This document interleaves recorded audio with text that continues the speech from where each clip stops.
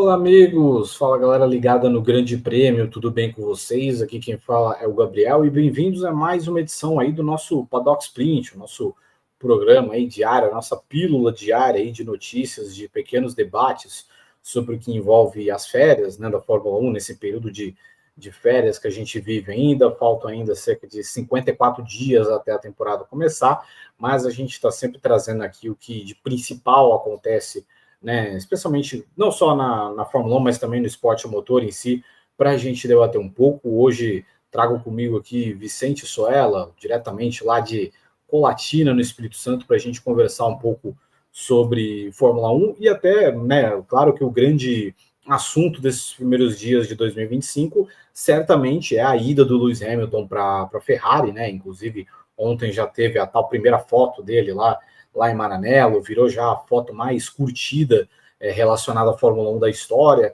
E, né, no meio desses preparativos aí, né, o Hamilton que deve fazer também um teste, né, tá programado para fazer um teste, se eu não me engano vai ser amanhã, né, mas até a Ferrari ainda está decidindo ainda qual pista que vai conseguir levar, né, porque há uma questão, uma preocupação a respeito do clima lá em Fiorano, na Itália, que está muito frio lá, né? Temperaturas ali por volta de 3 graus, etc. Talvez não seja a condição mais apropriada para a gente ter um teste, né? Mesmo que seja um teste de carro antigo que não valha lá muita coisa, né? Só mesmo para uma aclimatação, né? De entender como vai ser o assento dele, etc.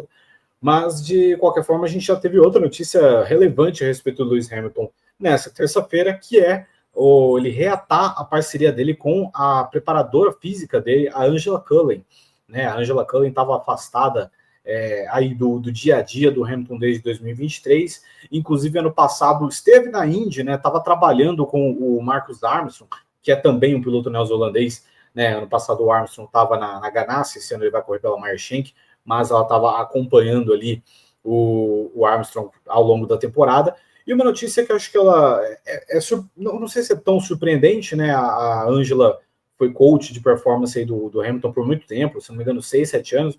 Foi uma separação que, à época, acho que todos ficaram meio surpresos, né? Porque, enfim, ninguém esperava que tivesse aquilo.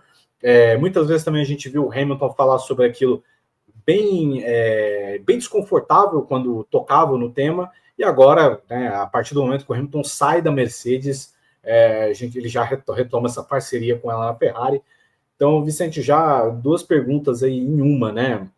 O quão importante nesse retorno da Angela Cullen para a preparação do Hamilton, e fica aí a outra também, né? Será que foi a Mercedes mesmo que pediu para a Angela sair, né? Até porque a gente sabe que a Angela virou meio que uma celebridade, né? Entre as pessoas ali mais próximas do Hamilton, todo mundo a reconhecia, todo mundo sabia o nome dela, né? E será que houve aí a Mercedes sentiu que tinha um excesso de protagonismo dela e pediu para ela sair?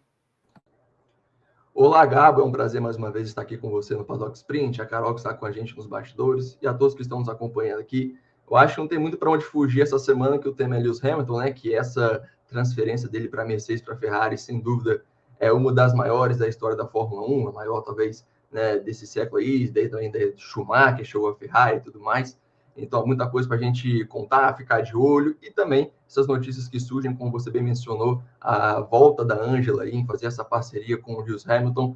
É uma situação muito curiosa. Eu, para ser sincero, no momento que ele foi, né, que a gente ficou sabendo que ele iria para a Ferrari, já em fevereiro do ano passado, em nenhum momento passou na minha cabeça que essa parceria poderia voltar a acontecer. Ela terminou de uma maneira um tanto quanto estranha, vamos dizer assim. Você bem mencionou que a gente não teve muita informação de por que aconteceu, quais foram os motivos. O próprio Lewis Hamilton nunca tocou muito no assunto, a Angela também nunca tocou muito no assunto, apesar de ambas as partes sempre elogiarem uma outra e tudo mais.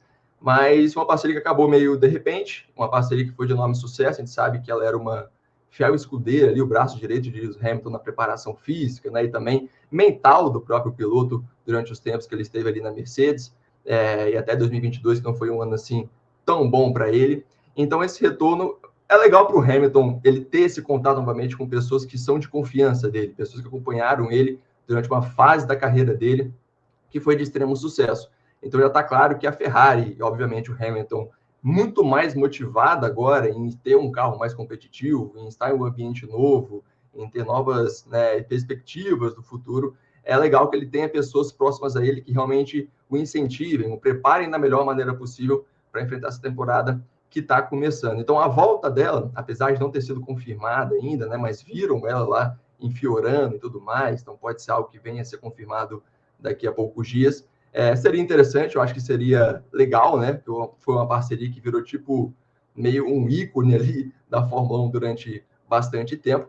E seria curioso também a gente pensar, né, que talvez a saída dela realmente tenha algo a ver com a Mercedes ali no passado, porque ele mudar de equipe, né, ele sair para a Ferrari e, coincidentemente, logo que se mudou para a Ferrari, já voltar com essa parceria, leva a gente a crer que talvez a Mercedes tenha sido uma das responsáveis por botar o ponto final nessa parceria deles. Agora, por qual motivo a gente também não consegue dizer muito bem, especular muito bem o que teria acontecido entre eles ali, mas é curioso a gente pensar sim, né, sobre essa possibilidade, talvez ela não estar se sentindo tão bem na Mercedes, não sei, talvez, mas tão bem recebida ali dentro, e agora que o Hamilton está em uma nova equipe, ela voltar, né, e aí voltar também a ajudá-lo na categoria. E aí, até uma curiosidade, né? Só para dar os créditos daqui, né? A notícia, né, de que a Angela Cullen está lá em Fiorano e tudo mais foi dada pelo jornal inglês, o Daily Mail, e em seguida também divulgada pela revista Autosport. E essa saída, né, esse retorno, me lembra um pouco o retorno de alguns funcionários do Liverpool, né, que trabalhavam ali na parte do departamento de futebol, departamento de scout e tal. A partir do momento que é anunciada, né, a saída do Jürgen Klopp, né, a contratação do Arne Slot, vários caras que estavam trabalhando no Liverpool e que saíram ao longo dos anos, eles voltaram, né? Mas aí eu acho que nesse caso é muito mais porque o Jürgen Klopp não deve ser a pessoa mais tranquila do mundo para se trabalhar. Mas até outra coisa, né? Tipo assim, claro que assim, a gente não vai chegar aqui para analisar a preparação física do Hamilton, né? Quem sou eu para analisar a preparação física do Hamilton ou não? Até porque o Hamilton aguenta as corridas, né? Aparentemente no Instagram lá mostra que o cara está super em forma e tudo mais. Mas eu acho que sobre a questão da Angela, né? A gente sabe como a Angela é uma pessoa que esteve muito próxima ao Hamilton, né? Tinha esse certo protagonismo ali dentro da equipe. E acho que isso também, essa saída assim, da Angela, nesses 2 anos fora, e esse retorno já no primeiro ano da Ferrari, mostram também que a Mercedes estava deixando de ser uma equipe do Hamilton, né? Porque a gente sempre soube que a Mercedes era uma equipe que, né, especialmente nessa fase pós-Rosberg, né, era uma equipe que acatou muitas coisas que o Hamilton sugeriu, né, e o Hamilton ele tinha um conforto muito grande ali dentro da Mercedes, inclusive para atividades midiáticas, né, de imprensa, né, então nem sempre o Hamilton participava, por exemplo, de atividades de imprensa dentro do paddock, né, só as da Fórmula 1 e tudo mais. Então, será que o Hamilton ele ficou... A equipe ela ficou menos com a cara do Hamilton nos últimos anos, e talvez esse tenha sido também um outro gatilho importante para entender que o último contrato dele da Fórmula 1 não vai ser na Mercedes?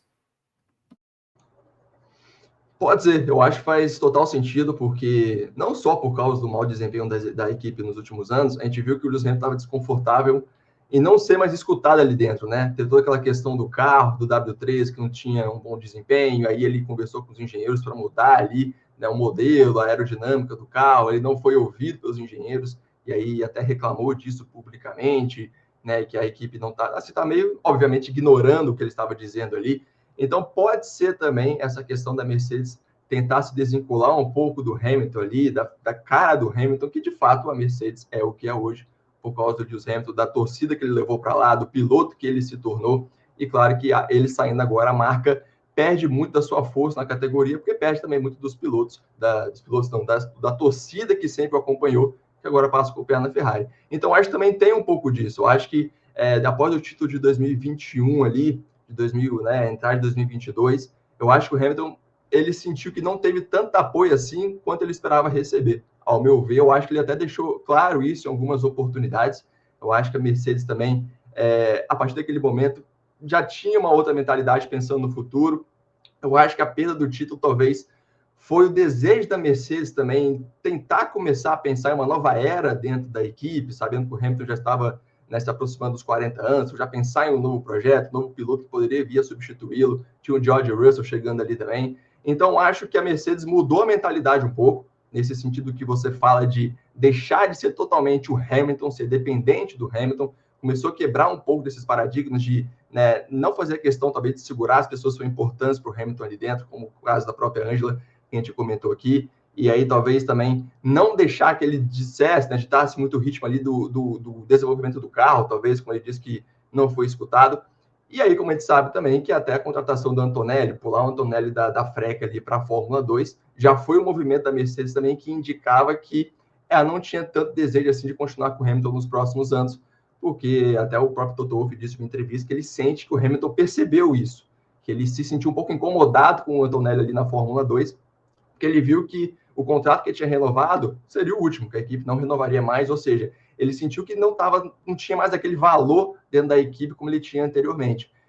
Então, acho que a saída para a Ferrari foi importante para ele. Eu acho que, no fim das contas, foi importante para a Mercedes. É óbvio que não é bom perder um piloto do calibre do Hamilton, mas eu acho que é importante para a Mercedes começar uma nova fase independente do Hamilton e focar agora no Russell e no Antonelli, né? Vamos ver como vai se sair.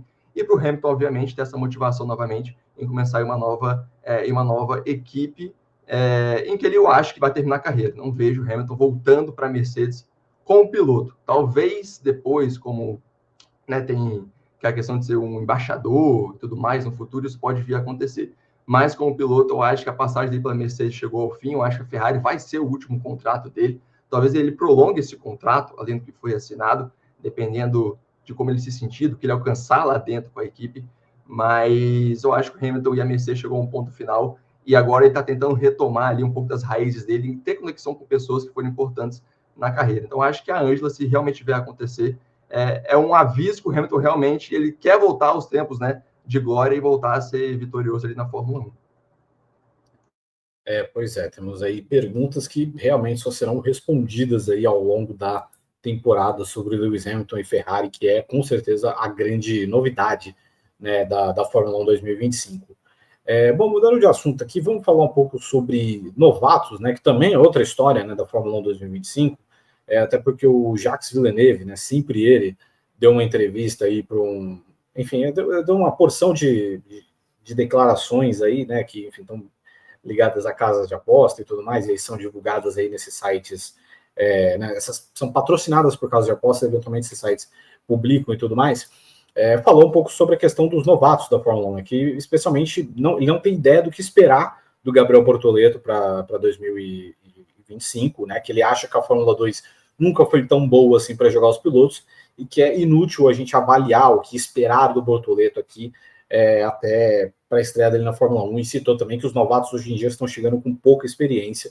É importante a gente falar que 2025 vai ser um ano diferente, né, de grid da Fórmula 1, porque a gente tem simplesmente 5 pilotos novatos, né, até cortando o Liam Lawson dessa matemática. A gente tem o Gabriel Bortoleto, né, pela Sauber, o André Kimi Antonelli na Mercedes, o Isaac Adjar na Racing Bulls, o Oliver Berman, que já tem 3 largadas aí na Haas, e o Jack Durham, que já tem uma largada na Alpine, mas todos eles, né, na Indy eles ainda seriam considerados novatos, então essa é a minha métrica, né? A Indy, se eu não me engano, você deixa de ser novato quando você tem 6 largadas, né? Então esses 5 são novatos, e é uma situação curiosa porque desde 2013, né, e numa época onde a Fórmula 1 ela tinha mais pilotos, né, a Fórmula 1 tinha 22 na época, a gente não tem 5 pilotos novatos ao mesmo tempo, né? Naquela época, se eu não me engano, foi o Esteban Gutierrez na Sauber, né, mexicano, o Valtteri Bottas na Williams, o Guido van der Garde na Caterham, o Julius Bianchi, né, e o Max Chilton, os dois pela Marussia, né? E, enfim, desses 5 aí, dá pra gente dizer que a gente tem o Bottas, que acho que é um dos melhores pilotos da Fórmula 1 na década de 2010, o Julius Bianchi, que é um cara que é sempre o IC, né, porque, enfim, não teve a carreira interrompida muito abruptamente, e enquanto os outros 3 acabaram sendo grandíssimos flops, né, não deram tão certo assim, né, apesar que não tinha tanta expectativa sobre alguns, aí, o Guido van der Garde tinha quase 30 anos quando ele estreou. Mas, de qualquer forma, Vitor, eu queria que você analisasse para a gente, falasse um pouco sobre essa questão de experiência, né, o Villeneuve ele puxou para um ponto que ele acha que os pilotos não são tão experientes hoje em dia na hora de estrear na Fórmula 1, se a experiência, na verdade, ela virou algo superestimado também, porque muitos caras acabaram fazendo hora extra no grid, muito também por causa desse argumento de experiência. E como você compara esses 5 pilotos comparado aos 5 de 2013, aos 5 novatos de 2013? Assim, a questão da pouca experiência, eu até concordo, mas claro que só ganha experiência quando você chega à categoria e tem a oportunidade de fazer o seu serviço lá. mas pouca experiência é diferente de estar mal preparado. Eu acho que os pilotos hoje, os jovens pilotos, eles chegam muito mais bem preparados à Fórmula 1 do que se chegava há 5, 10 anos, né, com esses pilotos que você bem citou aí. Porque hoje as equipes têm uma estrutura melhor para dar aos novatos, tem a questão de simulador, tem muito mais testes acontecendo com carros antigos. Então, os pilotos já chegam à Fórmula 1 com uma noção do que é um carro de Fórmula 1, do que eles podem esperar. Até o próprio Nico Rosberg, se não me engano, mencionou isso há algum tempo, que ele disse que os pilotos, eles não chegam às cegas, né, na Fórmula 1. Eles já sabem como funciona o carro, como funciona o volante, como ajustar ali, porque os simuladores, principalmente, são muito realistas, né? Então, os pilotos conhecem muito bem do carro ali, como funciona o carro, através desses testes, principalmente. Então, pouca experiência diferente de chegarem mal preparados. Eles chegam, obviamente, com pouca experiência na Fórmula 1, mas chegam bem preparados, ao meu ver. Nós podemos ter como exemplo aí os pilotos novatos, o Oliver Bergman, quando teve oportunidade, fez boas corridas ali. Eu sempre ignoro, entre aspas, né, ali o GP de São Paulo, que foi uma situação atípica, também era uma pista nova para ele, mas também tivemos outros pilotos que conseguiu desempenhar bem. O Franco Colapinto, que era alguém que ninguém tinha grandes expectativas assim, cometeu erros, claro, no final da temporada ali, talvez um pouco já pressionado em sonhar com uma vaga de titular, né, já que tinha todo aquele rumor da Red Bull, principalmente, e tudo mais. Então, mas teve boas corridas no início, quando chegou ali a Fórmula 1, e nós teremos nomes importantes, Gabriel Bortoleto, André Kimi Antonelli, Isaac Hadjar, né, o Bortoleto em si, que foi o principal ponto ali que o Villeneuve falou, que não sabe o que esperar do Bortoleto.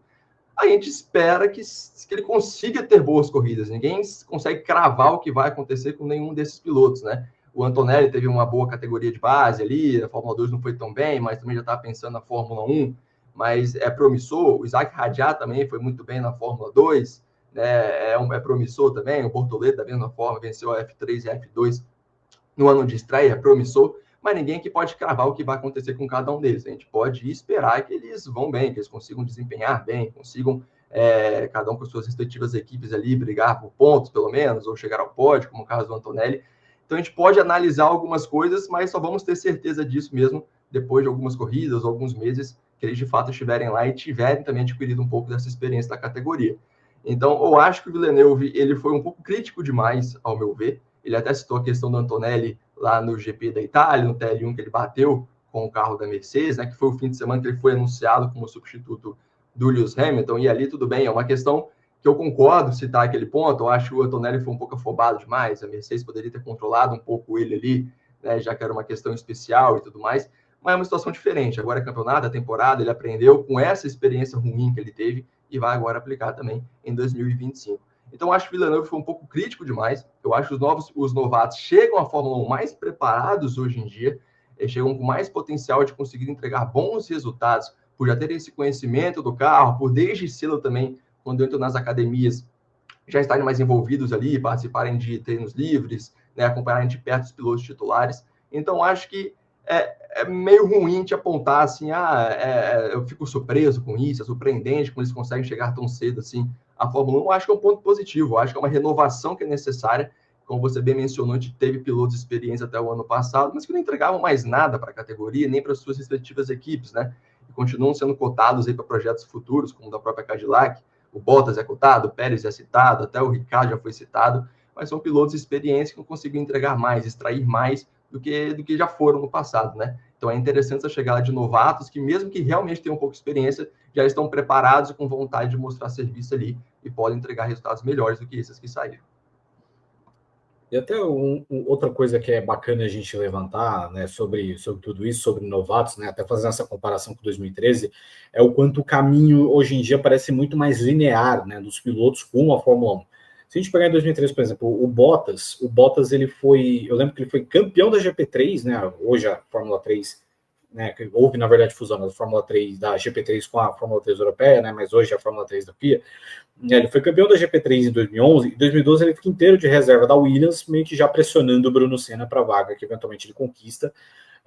O Esteban Gutierrez, se eu não me engano, ele foi campeão da GP3 também em 2010, e aí ele fez 2 anos de GP2, um deles ele foi terceiro colocado e subiu, então lembro que tinha uma expectativa razoável, né? Até porque o Pérez também estava numa ascensão muito forte ali, então tinha essa coisa de piloto mexicano. Agora, o Guido van der Garde e o Max Chilton foram pilotos que fizeram muito tempo de categoria de base. O Van der Garde chegou com quase 30 anos na Fórmula 1, o Chilton um pouco menos, ele tinha 22, mas também acho que talvez com menos destaque, né, do que os pilotos de hoje em dia. E claro, teve o Júlio Bianchi também, que se eu não me engano ele foi terceiro colocado da GP2 em 2 oportunidades, e aí em 2012, né, ele, que já era um ano que inclusive ele já estava no círculo da Fórmula 1, porque ele era reserva da Force India, ele disputa a Fórmula Renault 3.5, né, que depois virou World Series, etc., que é uma categoria que até o Sainz, por exemplo, ele ganhou, e justamente o Sainz ganhando, ele vai para a Fórmula 1 em seguida, e o Bianchi foi vice-campeão daquela categoria, né, ele perde o título para o Robin Fries, que hoje está aí na Fórmula E. Então a gente nota, né, porque, por exemplo, hoje em dia você olha para os caras, você tem lá o Bortoleto, campeão de Fórmula 2, Fórmula 3, o Durham foi um terceiro colocado de Fórmula 3 e o terceiro de Fórmula 2, enfim, o Adjar, vice de Fórmula 2. Então você sente também que hoje em dia o caminho, né, claro que não, nem sempre a categoria de base ela vai te dar uma resposta sobre o que vai ser esse piloto ou não. A gente já viu campeão de Fórmula 2 e muito mal na Fórmula 1, como aí Jordan Palmer, Mick Schumacher, etc. Né? Claro, contextos e contextos para cada um. Como a gente viu, às vezes, também pilotos que não tinham tanto destaque assim na Fórmula 2 chegar e até surpreender, né? Já tivemos casos assim. Então, você acha que hoje em dia esse caminho mais linear das categorias de base, ele também deixa os caras numa posição mais tranquila para eles poderem correr? Acredito que sim. Eu acho que hoje, qualquer piloto que ele, obviamente, chega ali nas classes mais baixas, no F4 Brasil, por exemplo, o F4 italiana, ele já tem na mente dele o caminho muito claro que ele quer seguir ali, que hoje a gente tem um caminho mais, entre aspas, padronizado, como você bem mencionou aí, é um caminho mais claro, que é F4, aí tem a Freca também, tem a Fórmula 3, a Fórmula 2, então a Fórmula 1. E como hoje nós temos, aparentemente, pilotos mais bem treinados, eu digo que pilotos que têm mais condições, né, que chegam a essas categorias de base com muito mais facilidade, em questões financeiras, ou até mesmo que recebem apoio de equipes. Então, acho que o funil é ainda mais curto porque esses pilotos só têm uma oportunidade. Às vezes a gente vê o piloto que fica 2 anos na Fórmula 2, por exemplo, a chance de ir na Fórmula 1 acabou. Então, há essa exigência maior também, há essa preparação maior também. Já há um roteiro ali na carreira desses pilotos que estão chegando agora ao automobilismo, que é muito bem ditado ali, né, por patrocinadores, pelas próprias equipes, como bem mencionei, que é o caminho que eles vão seguir. F4, F3, F2, então é F1. Então há uma preparação já pensando nisso. No passado eu acho que era diferente. Você bem mencionou ali que, né, ganhava, né, disputava GP3 e ficava ali talvez de reserva já numa equipe de Fórmula 1, sem ter qualquer preparação na Fórmula 2, em pensar em chegar na Fórmula 1 em seguida. Eu acho que algumas etapas eram muito mais puladas do que hoje elas são pelos pilotos e pelas equipes. Então, acho que também a maneira que as categorias de base hoje são organizadas, elas ajudam muito esses pilotos a chegar de maneira muito mais preparada essas corridas, né? Então, é importante isso. Eu acho que o automobilismo nos últimos anos vem evoluindo nessa questão também, vem dando mais chance aos pilotos e às equipes também, como a regra que teremos esse ano, que os treinos livres têm que ser 4 novatos agora, se não me engano, ou seja, aumenta mais a chance de pilotos de equipes botarem os seus membros de academia para treinar ali, para praticar com o carro atual, e isso também ajuda na experiência. Então, acho que tudo está assim, a favor desses pilotos mais jovens chegando à categoria Fórmula 1 cada vez mais jovens. Experiência, investimento, toda a infraestrutura das equipes, também aquele caminho mais claro. Eu acho que tudo junto favorece esse lado que tanto no passado a gente não tinha tanto assim. Então, acho que são fatores que são levados em consideração e que ajudam nisso. Bom, é isso sobre novatos. E para a gente finalizar o programa de hoje, temos um assunto, uma notícia bacana também, confirmada, né? Já vinha sendo especulada desde o fim do ano passado, mas que foi confirmada nesta manhã, que que a Haas terá aí uma engenheira de corrida mulher, a primeira engenheira de corrida mulher da Fórmula 1, que é a Laura Miller, né? Não confundir com a homônima do Altas Horas, né? Mas a Laura Miller vai ser engenheira de corrida do Esteban Ocon a partir de 2025, Ocon aí chegando já para a Haas, né, uma das grandes contratações recentes da Haas, acho que talvez a maior contratação da Haas desde que a equipe entrou na Fórmula 1, e a Laura, que, enfim, é uma moça já com muita experiência no esporte motor, né, trabalhou já no WEC, já trabalhou no DTM, enfim, tá há bastante tempo já nesse ramo, já vinha trabalhando ali, se eu não me engano, com o Ocon, ela acompanhou, se eu não me engano, o Ocon no teste pós-temporada do ano passado, e agora tem esse passo importante, né? A gente vê também a ascensão feminina nesses cargos de engenharia da Fórmula 1, acho que talvez outro caso muito evidente seja o da Hannah Schmitz, né, que, enfim, também é a principal estrategista hoje, vai se tornar, né, a principal estrategista da Red Bull, Então, eu queria que você falasse um pouco também dessa notícia, Vice, uma notícia bacana, né, para a gente ter também, né, uma categoria que já foi um pouco mais vocal a respeito dessa questão de inclusão feminina, mas talvez não tenha tomado tantas atitudes assim. Então, ao mesmo tempo, é bacana que a gente tenha a Laura Miller chegando nesse posto, né, que engenheiro de corrida é um posto importantíssimo, né, a gente tem aí, e até porque esses caras também eles viram importância, né, a gente vê como é o caso do Giampiero Lambiase com o Verstappen e tudo mais. Então, eu queria que você falasse também um pouco sobre essa notícia.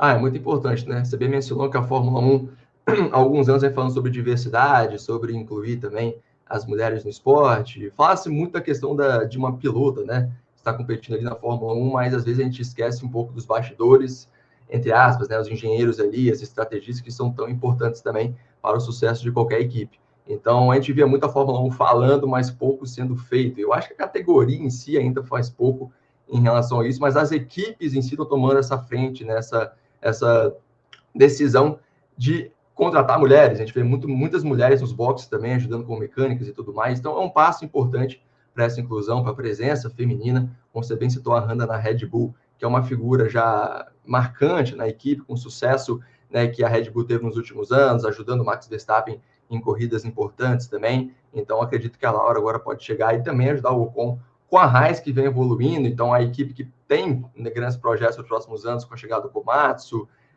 Então, acho que é importante ter essa presença feminina, que ela tenha muito sucesso, porque tendo sucesso também vai influenciar outras mulheres que gostam de automobilismo. Tem muita mulher que está dentro do automobilismo, mas que não recebe assim tanta oportunidade.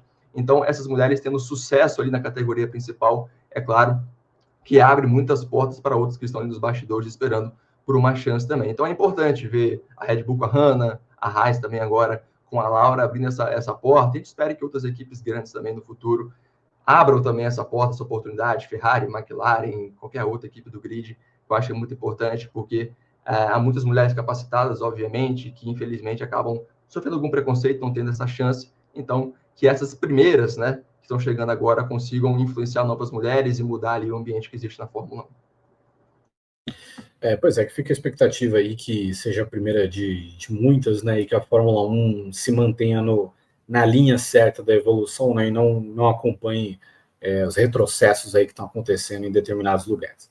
Então, pois é, galera, esse foi o Paddock Sprint de hoje, né, e fica o convite para vocês também, porque nesse fim de semana no Grande Prêmio tem corrida aqui, né, vamos ter aí as 24 horas de Daytona, né, pelo segundo ano consecutivo a gente transmitindo. Vamos transmitir às 24 horas em português, né, sempre a melhor cobertura, assim como a gente já fez de toda a temporada do Wins Sports Car no ano passado, dando mais sequência aí para, enfim, para as transmissões aqui que estão cada vez com mais sucesso também. Então não deixe também, apoie também a gente para que a gente siga expandindo, né, nosso leque, nosso cardápio aí de transmissões. Então fica aí o convite para vocês acompanharem aí as 24 horas de Daytona, uma das provas mais tradicionais do Endurance americano aqui no YouTube do Grande Prêmio. Fica o convite também para vocês, né? Algumas TVs, alguns aparelhos, incluso o meu, já estão lá, né? Já está lá a GPTV, mas o lançamento oficial da GPTV é dia 23 de janeiro. Então, fica o convite aí para você também procurar aí dentro da sua TV, especialmente sua TV LG, sua TV TCL, para você acompanhar, porque lá também, eventualmente, vai ter conteúdo ao vivo, né? No momento a gente só tá ali com as reprises, mas caso você queira aí matar a saudade de alguma corrida aí do Mundial de Endurance, do Wins Sports Car, do Endurance Brasil, né? Se quiser deixar ali como sua segunda tela vendo reprise, fica à vontade para dar essa audiência para a gente também, mas o lançamento oficial vai ser dia 23 de janeiro e que vai ter também o conteúdo ao vivo e o nosso conteúdo aqui que já vai para o YouTube.